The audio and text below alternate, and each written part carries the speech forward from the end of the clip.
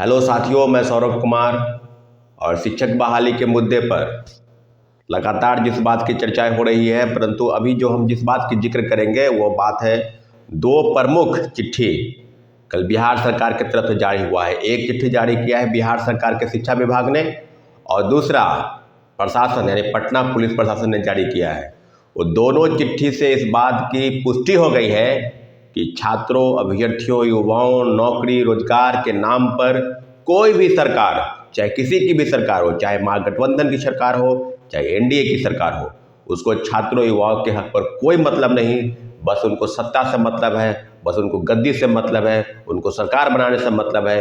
युवाओं के नाम पर जो छलावा हुआ और ये चिट्ठी आज प्रमाणित करती है कि लोकतंत्र की समाप्ति हो गई है। आप अपने बातों को रख नहीं सकते हैं।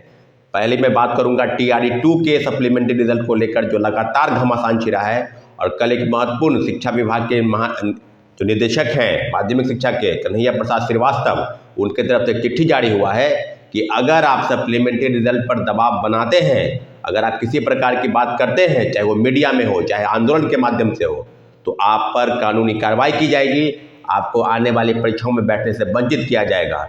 तो ये क्या है? ये सीधे सीधे मैं कह सकता हूँ कि आप एक अफगानिस्तान है या तालिबान की हुकूमत से इस प्रकार से चल रही है व्यवस्था।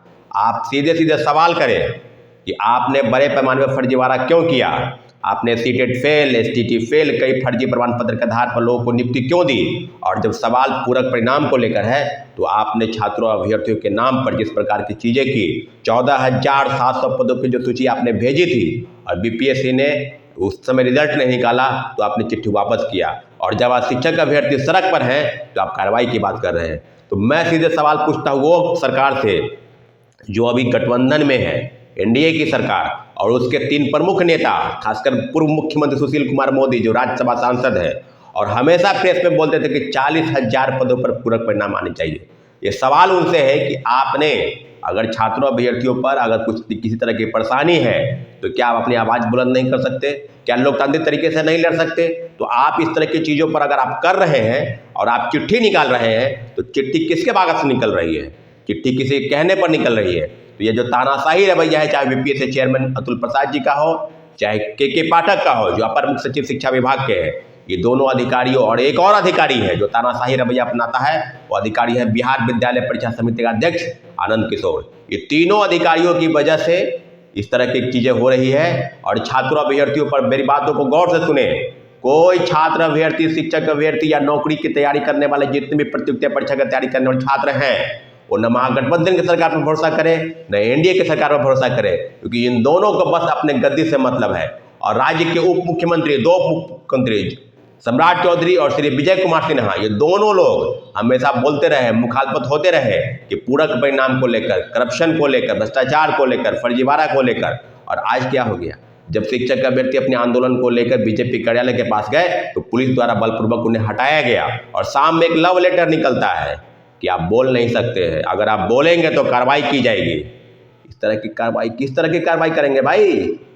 किस तरह की कार्रवाई करेंगे? कितने को आप कार्रवाई करेंगे? आप यही लोग हैं जो कुर्सी बनाने के लिए आपको सिर्फ सत्ता से मतलब है, आपको युवाओं के नाम पर, रोजगार के नाम पर कोई मतलब नहीं है। आपने नौकरी दी तो बड़े पैमाने पर फर्जीवाड़ा क्यों हुआ? आपने उस पर कार्रवाई क्यों नहीं की? आपकी हिम्मत नहीं है। आप सॉल्वर गैंग के सामने नतमस्तक हैं। मैं बात करूंगा बिहार पुलिस अवर सेवा आयोग की जो परीक्षा हुई, जिसका पेपर लीक हुआ, उसके सामने हम लोग लगातार प्रोटेस्ट करते रहे लेकिन सरकार नहीं मानी। दूसरे प्रमुख जो SK सिंघल है, जिस पर कार्रवाई होनी चाहिए थी, बस उसे हटाया गया है। राज्य के पूर्व DGP और बिहार पुलिस चयन परिषद के अध्यक्ष, चेयरमैन, जिनको हटाया गया है। तो क्या आर्थिक अपराध इकाई की रिपोर्ट के आधार पर अगर रिपोर्ट गई है, उनको हटाने की ही बात सिर्फ है या गिरफ्तारी की बात हुई है? ऐसे भ्रष्टाचारियों के दम पर क्या इस तरह की व्यवस्थाएं चलेगी? और जब शिक्षक अभ्यर्थी छात्र अपनी मांगों को लेकर सड़क पर उतरेंगे, लोकतांत्रिक तरीके से अपनी लड़ाई को आगे बढ़ाएंगे, तो आप उन पर कार्रवाई की बात करेंगे। इस तरह की व्यवस्था किसी भी राज्य सरकार में नहीं। और एक बहुत बड़ा कल महामहिम राष्ट्रपति जी की तरफ से इस तरह की चीज़ें आई है प्रेस के माध्यम से। ये एक अलग कानून बनाया जा रहा है कि प्रतियोगिता परीक्षा में अगर धांधली होती है तो एक कानून बन रहा है जिसके तहत 3 साल से लेकर और 10 साल तक सजा का प्रावधान है।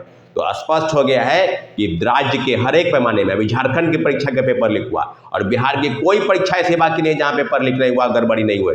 चाहे दरोगा की परीक्षा हो, चाहे पुलिस की परीक्षा हो, चाहे सिपाही की परीक्षा हो, चाहे बीपीएससी की परीक्षा हो, शिक्षक परीक्षा में अगर बात की जाए तो परीक्षा फेयर हुआ, लेकिन जब से रिजल्ट आया है तब से धांधली की शिकायत मिली है। और बीपीएससी और शिक्षा विभाग ने मिलकर जो बड़े पैमाने पर फर्जीवाड़ा किया, उसका दोषी कौन है? आप उन पर कार्रवाई करने की आपकी हिम्मत नहीं है। आप नतमस्तक है सर्वर गैंग के सामने। बीपीएससी के 67वें पेपर लीक हुआ, उसका मुख्य सरगना कौन था? आपको पकड़ने की हिम्मत है? वो व्यक्ति गुजरात कैडर का आईएएस अधिकारी जो यहाँ से भाग गया, वो टीचर भी है, सेटर भी है, वो सब कुछ है, और आप उस पर कार्रवाई नहीं कर पा रहे थे। तो ये इस बात की पुष्टि हो चुकी है कि बिहार में सरकार पर अब इकबाल नहीं रहा। छात्रों अभ्यर्थियों की ताकत को, छात्रों अभ्यर्थियों की बात को कुचलने का प्रयास सरकार दमनकारी नीति से करना चाहती है। धारा 144 लागू है पटना में, इसलिए क्योंकि रेलवे की तैयारी करने वाले जितने भी छात्र हैं लगातार 15 दिनों से, चाहे ट्विटर माध्यम से आंदोलन करें, चाहे सड़क पर आंदोलन करें, आपको धारा 144 लगाई गई है कि आप 5 व्यक्ति कहीं एक जगह जमा नहीं हो सकते हैं, आप अपनी बातों को नहीं रख सकते हैं। कोचिंग संस्थानों को चिन्हित किया जा रहा है, छात्रों अभ्यर्थियों को पकड़ा जा रहा है, जबरदस्ती गिरफ्तारी चल रही है। क्या इस तरह की व्यवस्थाएं चलेगी? तो ये दोनों पत्र इस बात को पुष्टि करते हैं कि सरकार की तरफ से युवाओं के नाम पर सिर्फ वोट से मतलब है, उनको युवा के नाम पर नौकरी और उनको अपने आगे लोकतांत्रिक तरीके से लड़ने की अगर बात कही जा रही है तो कहीं कोई मतलब नहीं है। बस उनको एक ही चीज़ से मतलब है कि किसी प्रकार से अपने गद्दी पर, चाहे वो कोई भी व्यक्ति हो, राजनीतिक दल से जुड़ा हुआ व्यक्ति अगर इस तरह की चीज़ें करता है तो क्या आज सुशील मोदी ये चीज़ नहीं देख रहे हैं?